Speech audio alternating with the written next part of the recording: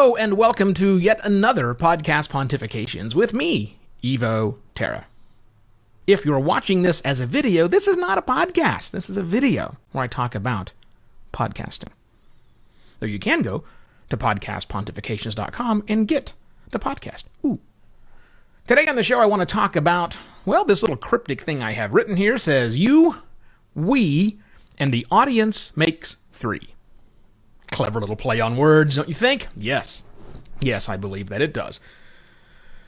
So the idea behind this are the words, you, the word we, and the words we use to describe our audience.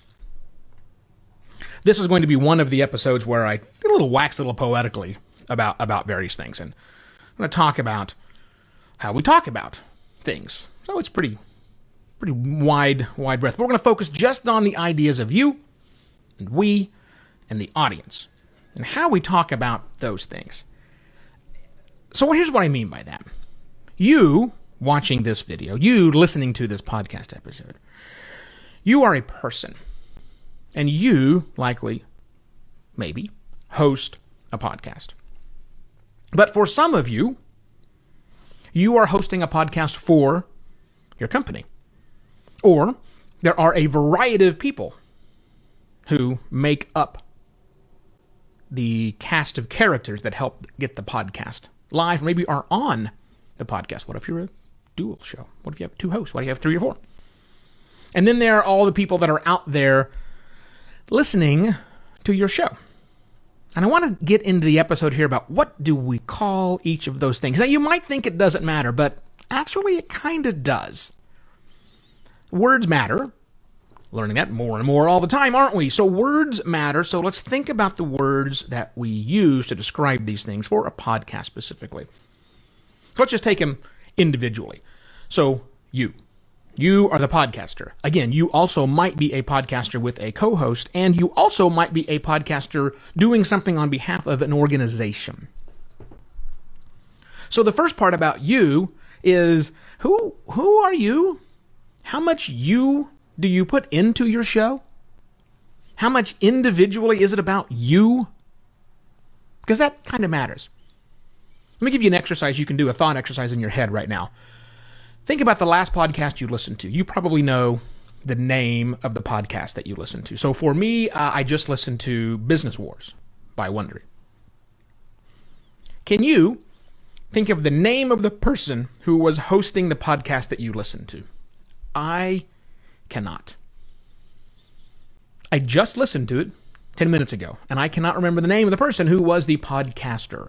Now, that's not necessarily a problem, but that does go to the idea of how much you should be in it. Would the podcast be better if I knew the host's name and could repeat it? Well, in that particular case, since it's Business Wars by Wondery, not necessarily. What is important is I can tell people, go listen to Business Wars. I know the name of the show. So the host, and also the host of the show is not the most important thing. It's the content that they are delivering. However, if your show is influential in nature, if it is about you and the things that you are putting forth to people, where you want to get some personal recognition out of this, then it's probably important not only to talk about you, but make sure that you are front and center. If you're doing an interview-based show and you let the guest ride completely, that's fine. But how much of you should you inject in it? It's a tough question to answer. So, and I think it really goes back to what is your intention of the show? Is it about you? Or is it about we, the second item to talk to? Is it about your company? Is it about your organization? Is it about the crew that you are with? Who are we? I hear all of these shows that are solo podcasts talk about we, our, those sorts of things. And I wonder, I know there's a support crew behind it, but we don't need the credit roll, do we? Is it really we, or is it really you? Which is the more important thing? If you're Business Wars, clearly it's we, right? The name of the host is not important. What's important is the name of the show, probably the name of the network, maybe, so that people can actually listen and subscribe, and it's more about their content. But if it's you at the center, or even if it's your company, if it's we, the company, at the center, you got to figure where that goes, how you talk about those sorts of things. And that also implies for the you and the we really matters for your outside of the podcast itself promotional activities. Is it your own Instagram account you should be using, or is it one for your company? And I think it needs to match the tone of the show.